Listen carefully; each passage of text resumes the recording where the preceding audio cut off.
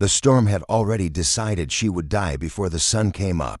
Snow fell sideways like shards of broken glass, biting into skin that no longer felt like it belonged to her. She didn't remember when she lost her shoes. She didn't remember when the last piece of clothing had been ripped away. All she knew was that the cold had crawled into her bones, and pain had become a distant, muffled thing like a sound heard underwater. Her body was a map of bruises and dried blood. Her hands were cracked, purple, trembling as they dragged her forward inch by inch.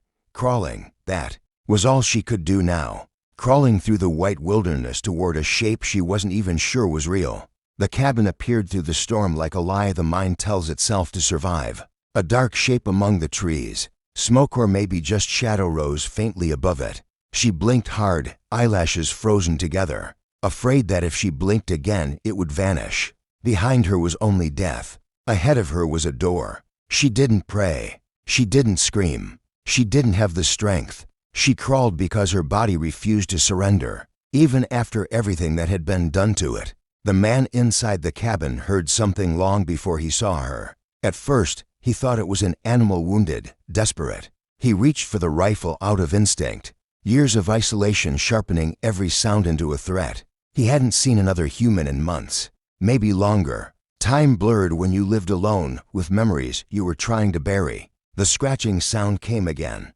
weak, irregular, not claws. What he saw made him freeze. She was barely recognizable as a person, naked skin against snow, hair matted with blood and ice. Her body moved in small, broken motions, like a creature that had already accepted the end, but hadn't been granted it yet. She collapsed at the base of the porch, her forehead touching the frozen wood, leaving a dark smear behind. She didn't knock. She couldn't. Her lips moved, but no sound came out. For a long moment, the man did nothing. This was how trouble began. This was how the past came back. He had learned that lesson the hard way. People brought lies, pain, consequences. He had built this cabin to disappear, to live where no one could bleed into his life ever again. He told himself she would die whether he opened the door or not. He told himself it wasn't his responsibility. Then she lifted her head. Her eyes met the window, dull, exhausted, not begging, just empty, as if hope had already been beaten out of her. He remembered another storm, another body, another moment where turning away had been easier. He swore under his breath and opened the door. The cold rushed in like a living thing. He didn't hesitate again. He shrugged off his heavy coat and wrapped it around her fragile body, lifting her with more care than he thought he still possessed. She weighed almost nothing. As he carried her inside, she finally made a sound, a soft, broken sob that barely escaped her throat before darkness took her. The cabin was warm but simple. One room, a fire, a bed made of rough wood and thick blankets. He laid her down carefully, stoking the fire higher, moving with the efficiency of someone who had once been trained to keep people alive under worse conditions. He wasn't a monster, but he was careful. Hours passed. The storm raged outside. Every bruise told a story he didn't want to imagine. Rope burns, boot marks, old scars layered with new ones. Whoever had done this hadn't just wanted to hurt her. They had wanted to erase her. Near dawn, she stirred. She tried to sit up and cried out in pain, pulling the blankets tighter around herself. Fear flooded her face, raw and animal. He raised his hands slowly, stepping back. "You're safe," he said quietly, his voice rough from disuse. "You're inside. No one else is here." She stared at him like she didn't understand the words, like language itself had become unreliable. Her breathing slowed only slightly. Tears slipped down the sides of her face, disappearing into the blanket. "I'm not going to hurt you," he added. "You can stay as long as you need." Something broke then. Maybe in her, maybe in him. She covered her face and wept, not loudly, not dramatically, but with the kind of crying that comes from someone who has been strong for far too long. Days passed. She learned his name was Rowan. He learned hers was Alara. She spoke little at first, ate slowly, flinched at sudden movements. But she slept. She healed. And as the bruises faded, something else appeared beneath them: quiet strength, intelligence, a dignity that no amount of cruelty had managed to kill. Rowan gave her his bed and slept by the fire. He cooked, repaired torn clothing, left warm water for her without comment. He didn't ask questions. He didn't push. And in that silence, something sacred grew. By the end of the week, she stood at the window, wrapped in wool, watching snow fall gently instead of violently. "You didn't have to save me," she said. He stared into the fire. "Yes," he replied, "I did." And though neither of them knew it yet, the cabin that had once been his hiding place was about to become something else. Entirely a kingdom built not of power, but of kindness. A place where a woman who had crawled out of hell would not just survive, but rise. Spring came slowly to the mountain like it was afraid to trust the world again. Snow loosened its grip inch by inch, retreating from the trees, revealing earth that had been hidden and hardened for too long. Alara watched it happen from the cabin window, morning light brushing her face. She no longer flinched at her own reflection. The bruises were gone now, replaced by scars that no longer defined her. They were reminders not of what was done to her, but of what she had survived. She moved through the cabin with quiet confidence, her bare feet familiar with every creak in the wooden floor. This place had become more than shelter. It had become proof that safety could exist. Rowan noticed the change before she did. The way she stood straighter, the way her voice no longer trembled when she spoke, the way she laughed softly at first, like she wasn't sure she was allowed to. But healing, he knew, was never a straight path.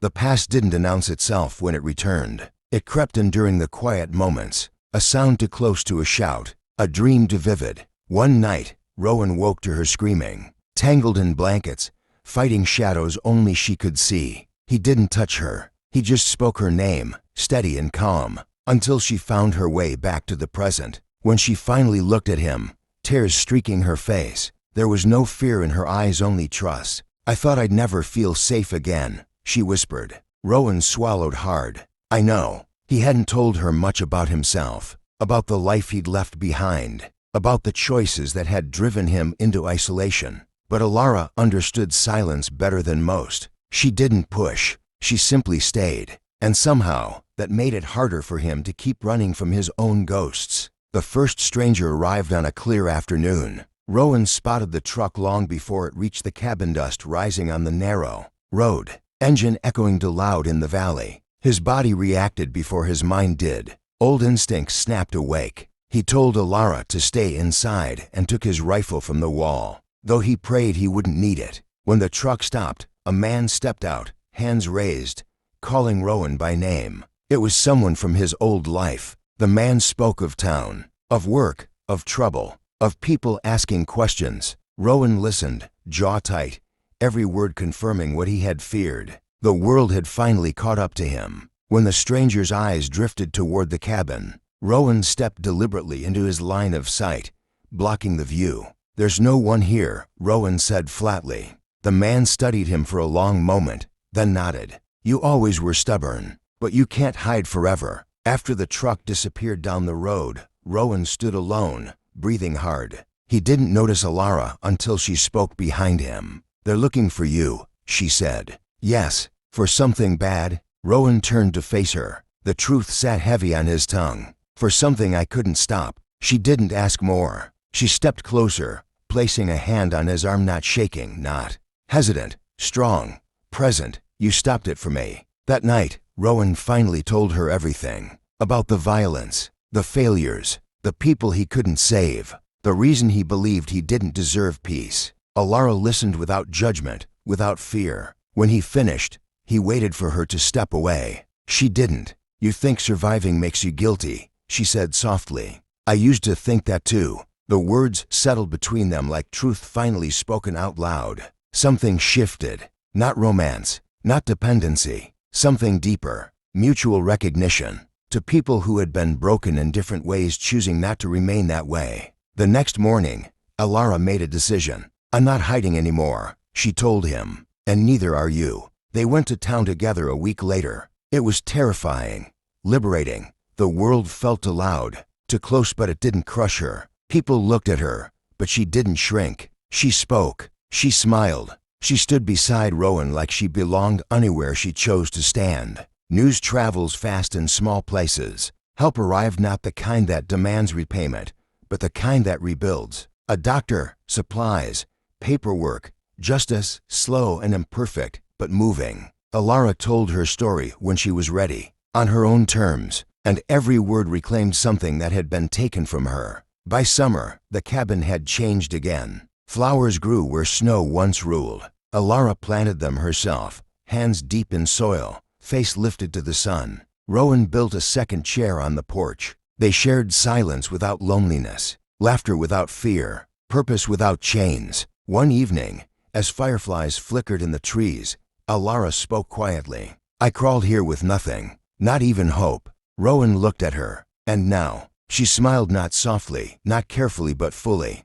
"Now I live like a queen, not because of what I have, but because I was allowed to become who I am." Rowan nodded. He finally understood something he had missed his entire life. Saving someone doesn't make you their ruler. It makes you their witness. And sometimes when you open your door to a broken stranger in the storm, you don't just save a life, you find your own. If this story stirred something in you, if you believe in second chances, quiet strength, and the power of kindness, subscribe to the channel. More stories like this are coming. Stories where pain doesn't get the final word, and survival becomes transformation.